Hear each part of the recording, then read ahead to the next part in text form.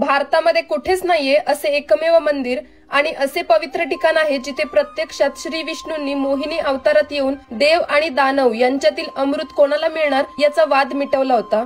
या मंदिराचा अतिशय पुरातन असा वारसा देखील आहे। तर भगवान विष्णूंच्या मोहिनी अवताराला समर्पित एकमेव मंदिर, शिवाय येथे ज्ञानेश्वर महाराजही आपल्या भावंडासमवेत आलेले आहेत। हे ठिकाण म्हणजेच अहिल्यानगर जिल्ह्यातील नेवासा तालुक्यातील मोहिनीराज लक्ष्मी मंदिर। मोहिनीराजाच्या मंदिराकडे जाण्याचा रस्ता थोडा गर्दीचा आहे, कारण हे मंदिर भर वस्तीमध्ये आहे। मात्र आपण जेव्हा मंदिरासमोर येऊन उभे राहतो तेव्हा त्याचे वर्णन करताना आपले शब्दही अपूर्ण पडतात। मंदिराचे बांधकाम हे हेमाडपंथी शैलीतील आहे।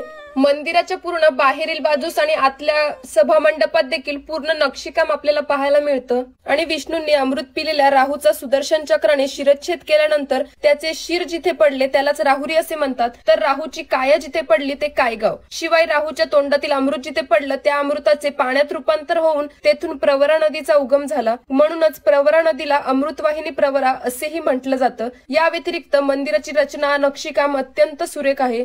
आणि तुम्हाला हे ठिकाण माहिती होतं का? मला कमेंट करून नक्की सांगा। आणि व्हिडिओ शेवटपर्यंत पाहिल्याचा आहात तर नक्की फॉलो करा।